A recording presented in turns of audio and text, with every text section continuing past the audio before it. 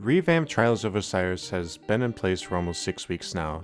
As successful as things have been for Bungie regarding Trials, they may have just taken matchmaking in a direction that is primarily focused on keeping the population and playability of playlist as high as possible. However, with all the experimenting that Bungie has done between enabling flawless pools, freelance trials, and now a total win-based matchmaking system, I'm afraid to say that Trials is potentially losing its title as an in-game activity, but more of a special playlist that comes on the weekends. Before we get into this topic, I would appreciate it if you took a second to like, subscribe, and turn on notifications if you enjoy the content. This helps reach out to further audiences that are interested in this kind of content. It shows that you enjoy the content that I'm making, and it helps me in my goal of creating a community here. If you're also interested in catching my live streams where I typically do Trials carries, please consider stopping by my Twitch channel along with stopping by my Discord server where I typically hang out and try to interact with my viewers. With that out of the way, let's get to the discussion. To understand what Bungie has done to the Trials playlist, we need to look back to what Bungie has done in the past and what they've changed in Season 15 to give the community huge interest in playing Trials again. Before Season 15, you were able to purchase a Trials passage which required you to get 7 wins before taking a loss in order to make it to a lighthouse, with the exception of the Passage of Mercy, which allows you to lose 1 match and not take a loss on your card. As you got the 3, 5, and 7 wins, you're able to claim rewards that rotated in and out every week.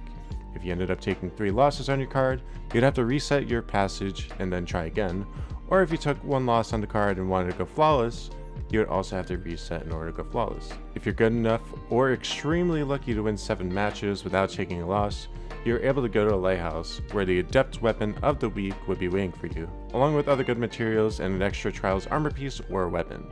Back then, you were more likely to run into a cheater by your lighthouse game than you were to face a casual team past game 3, which frustrated the player base and kept most of the community from entering or playing the playlist for more than a couple hours each weekend. Bungie knew they needed to make changes in order for the playlist population to increase, along with a better reward system that would make the game more enjoyable, which is exactly what we got in Season 15. Now, with the revamped Trials system, we have 3 key things that have made Trials as successful as it has been. Bungie implemented the anti-cheat software BattlEye. Guardians are no longer restricted to entering Trials if they don't have a fire team, and Guardians no longer have to reset their cards in order to get casual loot from Trials. I won't go into details, but from these 3 things, people are able to play the playlist more freely than ever before, getting rewards from the playlist that are actually useful and not have to worry about constantly running into cheaters, which was one of Bungie's biggest problems before BattlEye entered the arena. All these things are great, but the main challenge Bungie has for this season and future seasons of Trials is to keep their player population up while maintaining the identity of Trials as an in-game activity. If it were up to me, I would mainly focus on keeping matchmaking focused on where people are at with their Trials cards as opposed to separating player pools based off their overall weekly performance. Theoretically, people that are at 4 to 6 wins on their card with their Mercy have proven that they have skill in Destiny 2 PvP and thus will start facing off with each other as opposed to the people on 0 to 3 wins. I understand that Bungie doesn't want to turn their backs on casual players that want to see success in in-game PvP, but that shouldn't mean that you punish those that already have that success. The actions Bungie has taken through creating separate search pools from non-flawless people to flawless people, and potentially freelance alone, can show that they're more interested in keeping their player population and casual players happy instead of the bigger picture of Trials. Now, before I continue on from here, I understand that not everyone has endgame loot in mind when they play Trials and they may want to just play it casually. I'm all for that. But to have ways of separating the player base based off of previous success is hindering the entire history of what Trials of Osiris has been up to this point, where the progressive difficulty in each card is being taken away. I thought that this flawless pool system would be how the season plays out, but it somehow gets worse for people that get wins over the weekend, because with this new system, it directly punches people's replayability, since matchmaking will now be partially or mainly focused on a player's total number of wins for the week. In the most recent TWAB, we're told the following from the Senior Destiny 2 Community Manager, DMG.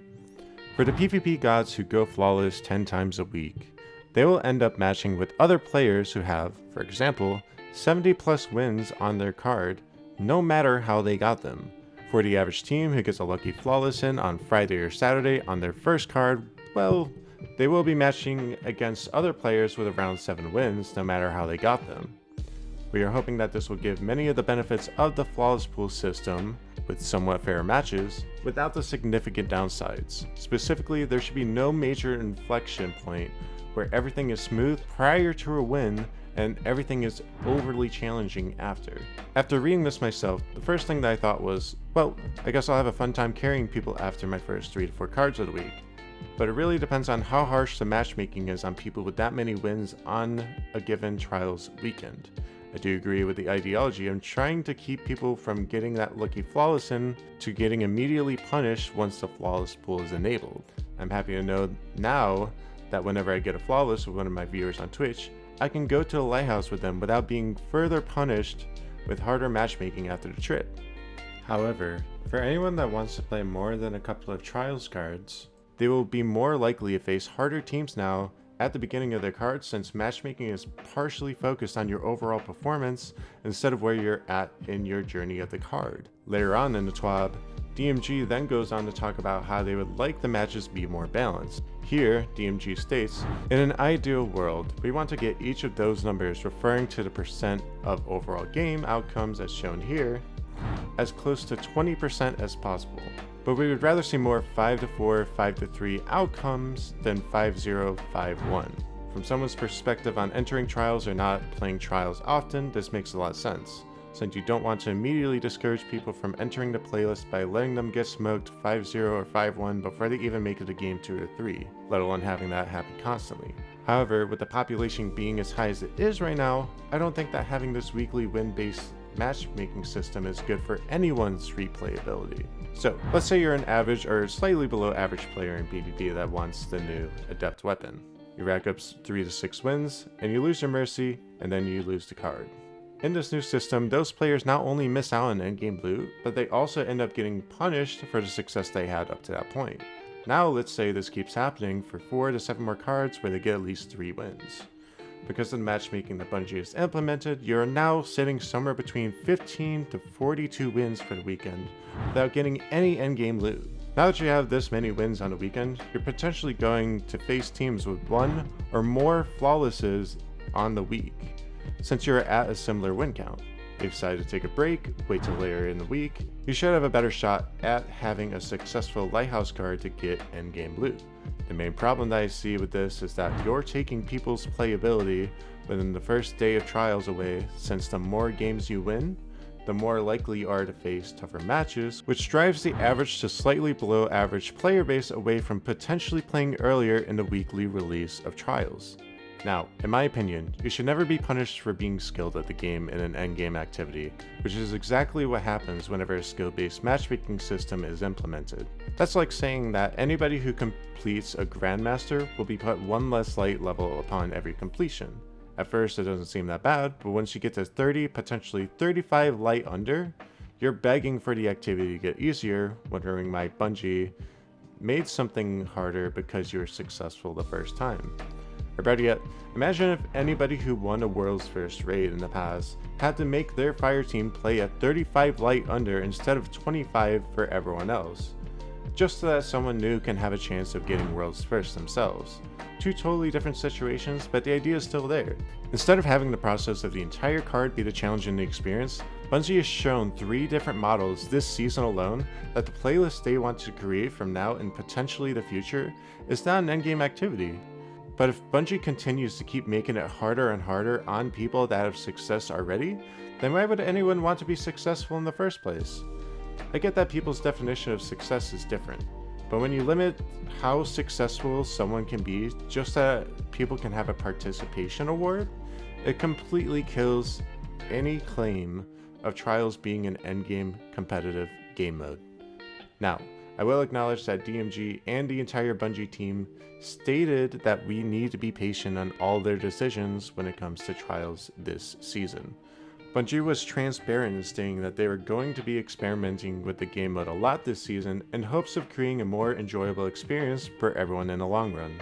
I do give them credit for everything that they've changed at the start of Season 15, But my main concern now heading into the drier weeks of Trials is that Trials will eventually go from being an endgame activity where the journey of the Trials card from win to win gets progressively harder to something that makes an endgame looter shooter punish people for being successful. That's all for my argument on Trials losing its endgame appeal.